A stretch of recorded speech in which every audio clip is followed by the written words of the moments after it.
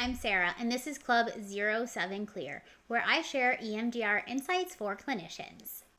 EMDR intensives are becoming more common in clinical practice, but there's still a lot of variability in how they're defined and how they're structured. In this video, I'm going to describe what EMDR intensives are, what we know so far about if they work, the current limitations in research, of course, and how I structure my own intensives. In the most simple terms, an EMDR intensive is EMDR therapy provided in a condensed amount of time. Instead of doing one session per week or one session every other week, the work is delivered in a shorter, more concentrated period through longer sessions, clustered sessions, or sometimes both. So instead of spreading treatment out over months, an EMDR intensive provides you with a block of time for very focused treatment. We know that EMDR is an evidence-based treatment for trauma, and early research shows that intensive formats are also pretty promising. Some people experience symptom relief more quickly while still achieving similar outcomes to standard EMDR that happens over time. At the same time, though, this research is really still developing, and I would say in its infancy. One of the biggest limitations across research is that there isn't one consistent definition of what an EMDR intensive is when it comes to things like length, structure, and format. In the research, these intensives are also structured pretty differently. Some are EMDR only, while others use other trauma-focused treatment modalities like prolonged exposure therapy. And we don't have a lot of research yet on the client or clinician experience. So we're still learning how people actually feel going through an intensive format in a real-world setting. So overall, EMDR intensives look promising, but we still need more clarity, more consistency, and more research.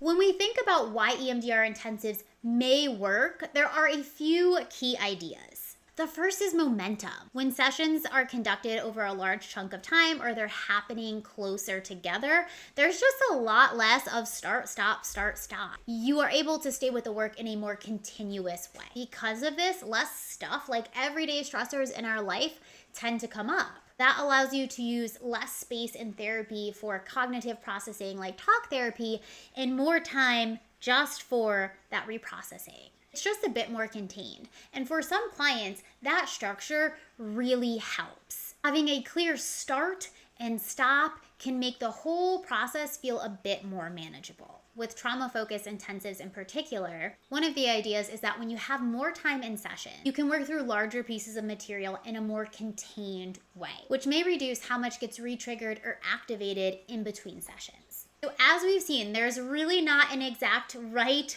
or wrong way to format an intensive. So here is how I have decided to format intensives in a way that works for me and hopefully works for my clients. I offer intensives as a 3-day weekend format.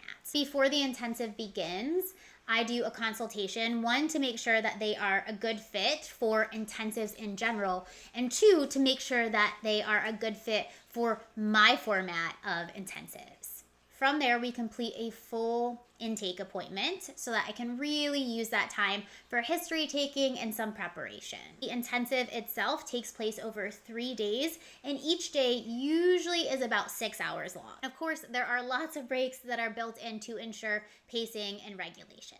In my sessions, I often incorporate a lot of somatic work and a lot of internal family systems or parts work in addition to the EMDR that I use. I also include a 30-day follow-up to support continued integration.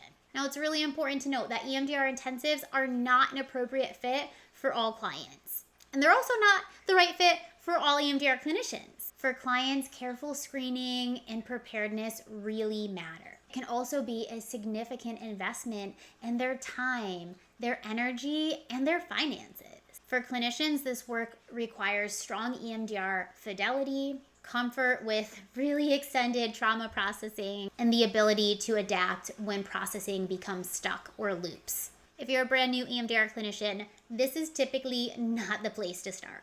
If you want to learn more about EMDR intensives or you're interested in how they're structured, you can find additional information on my website that I've linked below.